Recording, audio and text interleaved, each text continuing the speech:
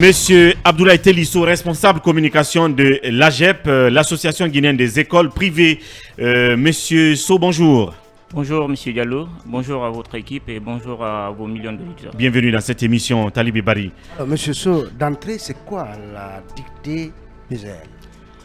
La dictée PGL est une compétition internationale portée par une fondation canadienne qu'on appelle la fondation PGL, en abréviation Paul Général Lajoie. Paul Général Lajoie, c'est un ancien ministre d'éducation canadienne qui a beaucoup œuvré dans le développement de l'éducation au Canada. Après son mandat de ministre, il s'est demandé comment vulgariser ses initiatives au niveau international. C'est en ce moment qu'il a mis en place cette fondation. Donc ils ont beaucoup de volets, notamment les volets éducatifs qui prend une grande place. Et c'est dans ce volet qu'il y a la dictée PGL. Donc c'est une compétition aujourd'hui qui regroupe plusieurs pays et beaucoup de pays de la sous-région participaient, à l'instar du Sénégal, de la Côte d'Ivoire. Et voilà, nous on s'est dit pourquoi pas la Guinée et c'est pour cela qu'on a repris le flambeau. Donc c'est la première édition. Comment tout cela se passe, si tu permets. Et on apprend que en fait, un événement est prévu à cet effet ce week-end. Ok, en fait, c'est bon pour tout vous expliquer, c'est pas la première édition. La Guinée y participait jusqu'en 2014, mais avec l'arrivée de Ebola, ça s'est estompé et l'ONG qui gérait cette compétition ne l'a pas repris après. Donc depuis 2014, la Guinée ne participait pas. Nous, on l'a repris cette année. D'accord. Donc cette année, il y a deux étapes du concours. Normalement, il y a l'étape nationale et l'étape internationale. Mais cette année, il n'y aura pas l'étape internationale pour la Guinée parce que, vu les démarches administratives qui ont pris une lenteur énorme, donc on n'a pas pu signer la convention très tôt. D'accord. Parce que normalement, l'étape internationale, c'est actuellement au Canada. Mais on a décidé quand même d'organiser une première session en Guinée à l'échelle de Conakry, les 5 communes plus la commune de Koya. Donc actuellement, on a fini les premières phases, la formation des candidats, des formateurs. Parce que au-delà d'une compétition, c'est vraiment c'est vraiment une formation. En fait. Ouais. Donc les formateurs ont formé les candidats dans les différentes écoles. Ils ont fait leur compétition. Comment ils ont été sélectionnés ces candidats? En fait, il y a déjà d'abord la sélection au sein des DCE. La sélection a été faite au niveau des DCE. Donc c'est le lieu pour moi-même de remercier ces différents DCE et DPE qui sont vraiment impliqués dans la mise en place de ce projet. Et donc ils ont fait appel à des écoles et les écoles ont candidaté. Et nous on a fait la formation à ces écoles. Et ces écoles maintenant ont fait la formation et la compétition dans leur école. Donc le public cible c'est les 5e et 6e années. D'accord. Donc les élèves de 5e et 6e année. Donc chaque école a fait une formation pendant une semaine. Mais ici que des écoles privées? Non, pas du tout. Donc voilà, le projet c'est vraiment inclusif. En fait. Il y a des écoles privées et publiques. Même la fondation canadienne y tient beaucoup. Puisqu'il y ait cette mixité en fait. Donc parmi les 91 écoles, il y a 39 écoles publiques. D'accord. Quelle est la participation du ministère de l'enseignement préuniversitaire, de l'alphabétisation pour la réussite de ce projet? Je le disais tout à l'heure, en fait, ils nous ont accompagnés dans la mise en place du projet à travers les structures décentralisées, les DCE et les DPE. Donc voilà, et le ministre en question même s'est impliqué. Donc on lui remercie. Même avant-hier, il nous a accueillis dans son bureau et il nous a réitéré son soutien à ce projet. Donc ils sont vraiment impliqués dans le soutien et même en amont aussi parce qu'on ne pouvait pas, la fondation exige en fait, qu'il y ait un partenariat entre la structure organisatrice dans le pays et le ministère. Donc ça a commencé depuis le début et jusqu'à maintenant, ils nous accompagnent. Voilà, alors, cette année, vous l'aviez dit, la Guinée ne va pas participer à l'international à ce concours, mais je suppose que pour la prochaine fois, elle pourra y arriver. Et combien de candidats, dans ce cas, pourraient représenter le pays? En fait, dans chaque pays, le maximum de candidats qui peut représenter le pays, c'est 2 élèves en fait. Donc, c'est une compétition qu'on va organiser d'abord, comme on l'a fait cette année, donc pour sélectionner les meilleurs du pays, qui vont aller représenter maintenant la Guinée au niveau du Canada. l'année prochaine, ça c'est sûr, c'est déjà calé. Voilà, les élèves qui vont, les lauréats de la Guinée vont aller au Canada pour représenter le pays. Mais quelle est la tranche d'âge concernée? Est-ce que c'est l'élémentaire, le collège, le lycée? 5e, 6e année. En fait, voilà, okay. pour le public, en fait, pour la cible, il y a le secondaire. Mais l'aspect secondaire, eux, ils ne vont pas participer à l'étape internationale, en fait. Donc, c'est le public cible pour l'étape internationale, c'est les 5e, 6e années, en fait.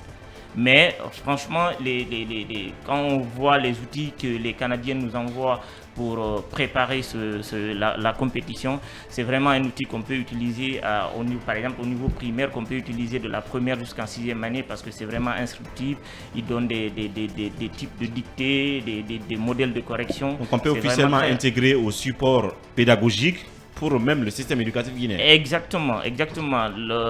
Moi, je prends un exemple. Lorsque j'ai fait la formation dans la commune de Atoma aux formateurs, c'est ce qu'ils nous ont dit. Ils ont dit, voilà, au-delà que ce soit la préparation pour la compétition, franchement, c'est des outils qu'on peut intégrer. Un outil pédagogique efficace. Ouais, exactement. Ibrahim Alain Konsouma. Alors, moi, je voudrais en savoir par rapport au modus operandi. Ça se passe en combien d'étapes? C'est des phases éliminatoires, c'est des poules, ou comment en tout cas tout cela se déroule? Commune contre commune voilà. Ok, en fait, en temps normal, c'est les phases d'abord communales, régionales et nationales. Donc on fait une compétition au niveau de la commune, après au niveau de la région, après au niveau national. Mais cette année, c'est un test en fait.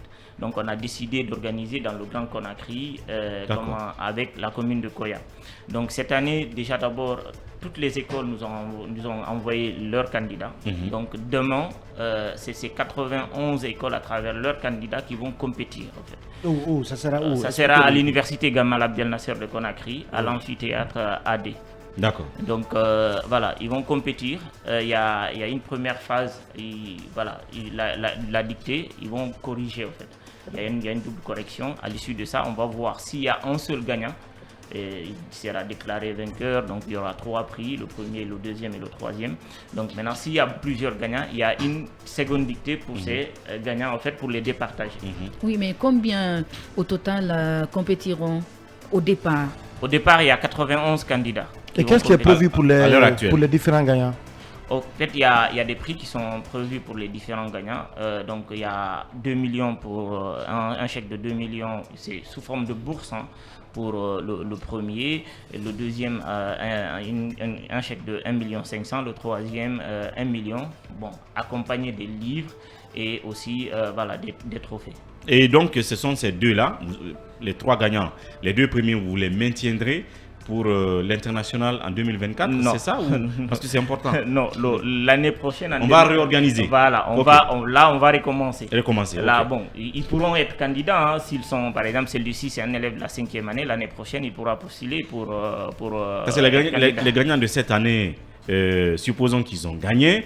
L'année prochaine, ils se diront, mais nous sommes, si vous voulez, légitimes à aller au Canada. Et si on réorganise et qu'ils ne sont pas cette fois-ci les gagnants, je ne sais pas. Et vous dites que c'est 2 seulement qui doivent aller à l'international. Oui, deux seulement au nom de la Guinée. Ouais. 2 seulement en fait. Bien. Alors si toutefois vous avez un message à l'endroit donc de ces écoles, ces parents d'élèves qui devraient se rendre demain à Gamal, quel appel vous lancerez? Quel message vous avez pour eux? En fait, c'est d'être serein. C'est des candidats, c'est pas un examen. Donc c'est vraiment un jeu ludique et ce que j'apprécie beaucoup, il y a toujours un message derrière cette compétition. C'est des thèmes qui tournent autour du développement durable, autour du civisme et de la coopération internationale. Donc c'est d'être serein et de venir très tôt. Parce que ceux qui viendront en retard ne seront pas reçus et travailler une petite préparation avec les outils pédagogiques qu'on les a distribués. Donc on ne va pas sortir du cadre, qui est le meilleur gagne. Et donc en parlant justement de l'association, vous-même, de l'association des écoles privées de Guinée, qu'est-ce qu'on peut en savoir? C'est important. Comment est-ce que la structure est composée, et je vais dire au jour d'aujourd'hui, et est-ce qu'elle maîtrise le nombre d'écoles privées dans notre pays? Et parce qu'aujourd'hui, il y a cette actualité liée aux questions de scolarité et tout le reste. Comment vous êtes organisé entre vous, de sorte que, si vous voulez, en termes de coûts, à commencer par les frais d'inscription et tout le reste, soit, si vous voulez, à la portée des parents d'élèves. Est-ce que c'est des sujets autour desquels vous avez formé cette association, ou est-ce que l'objectif de cette association, c'est tout autre chose? En fait, l'objectif principal de cette association, de l'AGEP, c'est la promotion de l'éducation, en fait. Pas que des sujets liés vraiment aux écoles privées, en fait. Donc, c'est des sujets divers. Maintenant, par rapport à ces sujets de scolarité, vous savez, c'est des écoles privées qui sont réunies. Chaque école a sa politique interne. Maintenant, il y a des sujets qu'on débat, qu'on peut débattre ensemble. Et voilà, il y a énormément de choses qu'on discute que par vous rapport partagez à sa scolarité, et on partage, en fait. Et il y a des choses, en fait, des initiatives qu'on prend entre nous. Par exemple, je peux donner un exemple. Si on voit un cas d'orphelin, par exemple, qui a une situation très difficile, moi, par exemple, mon école pourrait être très éloignée par rapport à sa position géographique. On pourrait bien se dire, ah, monsieur, toi, ton école est très proche, est-ce que tu pourrais l'accueillir? Et voilà, même si scolariser même si on va se partager ses frais de scolarité. Donc des actions sociales de ce genre. Voilà, donc c'était ce qu'on pouvait comprendre à travers M. Abdoulaye Télissou, qui est le responsable de communication de l'AGEP, qui est l'association guinéenne des écoles privées qui organise ce concours de dictée. On va donc suivre nos enfants, savoir quels sont ceux d'entre eux qui ont cette aptitude, cette capacité à faire de la dictée, parce que l'objectif de la dictée, c'est zéro faute. Exactement. C'est donc l'écriture et tout le reste.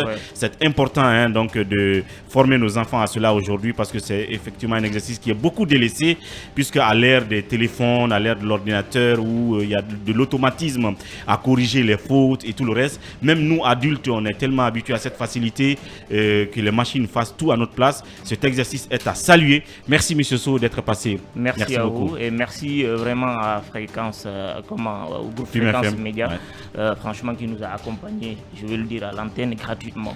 Donc voilà, si d'autres structures aussi pourraient prendre le relais pour accompagner ce projet, parce qu'aujourd'hui on en a besoin. Tout à fait. Actuellement, cette année on fonctionne avec nos propres moyens, mais à partir de l'année prochaine on aura besoin d'accompagnement. C'est un devoir pour nous. C'est un devoir.